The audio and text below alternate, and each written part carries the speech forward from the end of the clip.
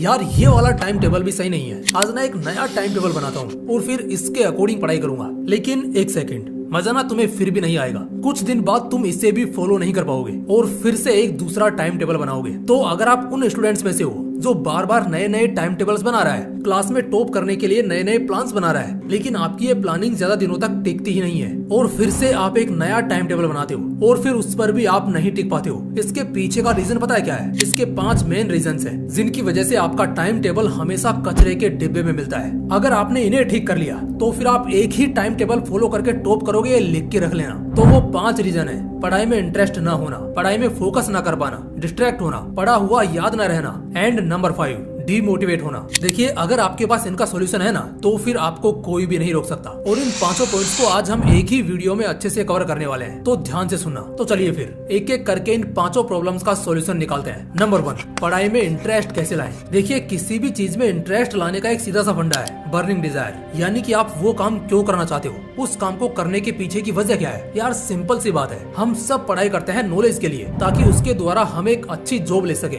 और उससे हम अपनी फैमिली को एक अच्छी लाइफ दे सके। लेकिन इसके अलावा भी हमारे पास एक बड़ी वजह होती है उस काम को करने की। जैसे आपके किसी फ्रेंड ने आपसे कहा कि यार 90+ लाना तेरे बस की बात नहीं है, तू उसका तो सपना ही छोड़ दे। या मार्क्स को लेकर किसी ने आपकी इंसल्ट की हो, या फिर आपके पेरेंट्स से किसी ने कहा हो कि तुम्हारा बेटा तो नालायक है, वह कभी इस एग्जाम को पास नहीं कर पाएगा। तो हो सकता है आप उन लोगों को गलत प्रूव करना चाहते हो और यह साबित करना चाहते हो कि आपके अंदर भी वो काबिलियत है जिससे आप जो चाहे वो बन सकते हो, जो चाहे वो हासिल कर सकते हो। तो याद करो उस दिन को जब आपसे किसी ने ये सब कहा हो कि यह काम करना तेरे बस की बात नहीं है, और उस बात को विद डेट अपनी डायरी में नोट कर लो और हर दिन उस नोट को देखकर कहो कि मुझे एक दिन तुम लोगों को गलत साबित करना है। और हर दिन ऐसा करने से आपको वो बात हमेशा याद रहेगी कि यार मुझे उन लोगों को गलत साबित करके खुद को एक अच्छे मुकाम पर देखना है और उसके लिए मुझे पढ़ना होगा। इसलिए पढ़ाई में इंटरेस्ट बनाने के लिए आपके पास एक बर्निंग डिजायर का होना बहुत जरूरी है, क्योंकि एक बर्निंग डिजायर किसी भी इंसान से वो करवा सकता है जिसके बारे में वो सोच भी नहीं सकता। नंबर 2, फोकस होकर पढ़ाई कैसे करें। देखो, जब आप पढ़ाई करते हो तो ये चीज काफी ज्यादा मैटर करती है कि आपके आसपास का एनवायरनमेंट कैसा है। अगर आप एक ऐसी जगह बैठकर पढ़ाई करते हो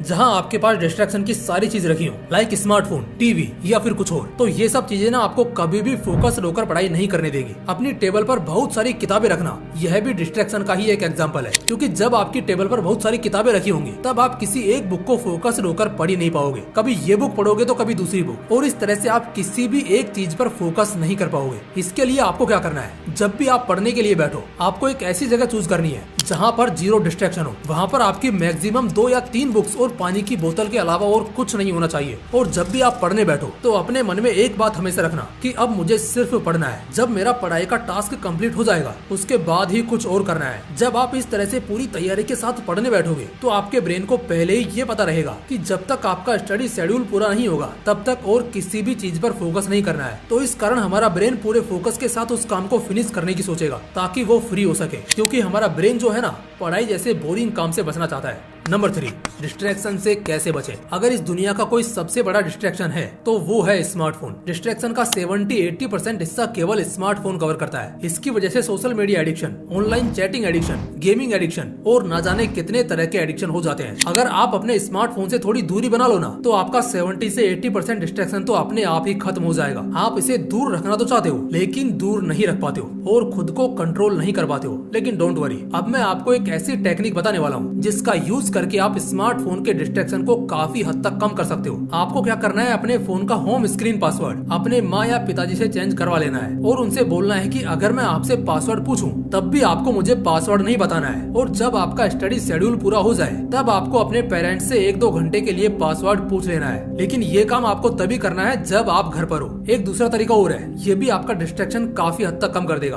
उसके लिए आपको अपने फोन में जितने भी फालतू के एप्स हैं जिनमें आपका सबसे ज्यादा टाइम जाता है उनमें आपको टाइम लिमिट सेट कर देनी है कि इससे ज्यादा मैं इस ऐप को यूज कर ही नहीं सकता। बस इतना करना है आपको। उसके बाद आपको जो भी काम करना हो या आपका जो भी डाउट हो उसे सर्च करके देख सकते हो और आप ऑनलाइन लेक्चर देखकर या अपने दोस्तों से डिस्कस करके अपने डाउट सोल्व कर सकते हो। सच में ये बहुत पावरफुल टेक्निक है। इसमें से जो फर्स्ट वाली टेक्निक है उसका यूज करके जेम्स क्लियर ने अपनी फेमस बुक एटॉमिक हैबिट को लिखा था। उसने अपने असिस्टेंट को बोला कि मेरे जितने भी सोशल मीडिया अकाउंट है उन सबके पासवर्ड चेंज कर दो और मुझे फ्राइडे तक मत बताना। तो कुछ इस तरह से आप भी अपने डिस्ट्रैक्शन को कम कम कर सकते हैं। जब स्मार्टफोन का पासवर्ड आपको पता ही नहीं होगा तो आप चाह कर भी उसे यूज नहीं कर पाओगे, और ऐसा रोजाना करने से धीरे धीरे आपका स्मार्टफोन का एडिक्शन भी खत्म हो जाएगा। नंबर 4, पढ़ा हुआ याद कैसे रखें। ये पॉइंट ना सबसे ज्यादा इम्पोर्टेंट है, क्योंकि आप चाहे जितना भी पढ़ लो, कितना भी फोकस होकर पढ़ाई कर लो, लेकिन अगर वह आपको याद ही नहीं रहेगा तो उस पढ़ाई का कोई मतलब ही नहीं निकलेगा। आपके द्वारा की गई उस मेहनत का कोई सेंस नहीं निकलेगा। पढ़ा हुआ याद करने के लिए बहुत सारी टेक्निक्स है, लेकिन मैं जो यूज करता हूँ वो है राइटिंग टेक्निक। आपने जो भी पढ़ा है, पढ़ने के 30 से 40 मिनट बाद उसे की पॉइंट्स के रूप में लिखो, और जो लिखने के बाद भी आपको याद नहीं आ रहा है ना, तो आपको उसे दोबारा से पढ़ना है। इसके बाद फिर से जो दोबारा आपने पढ़ा है सिर्फ उसे लिखना है। इससे वो चीज आपके लॉन्ग टर्म मेमोरी में सेव हो जाएगी। अब आप उसे लंबे समय तक आसानी से याद भी रख पाओगे।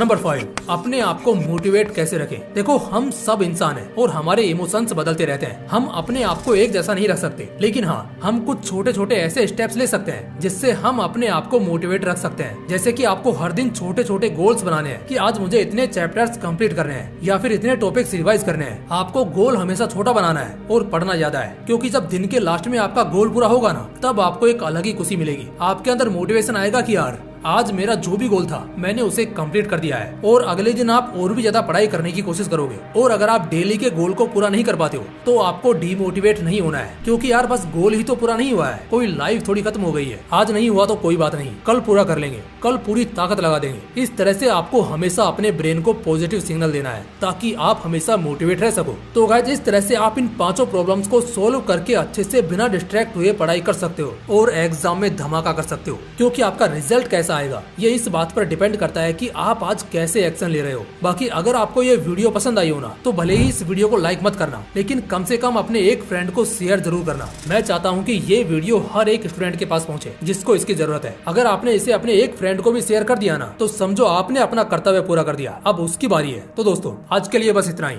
मिलते हैं नेक्स्ट वीडियो में। तब तक के लिए जय हिंद, जय श्री कृष्णा।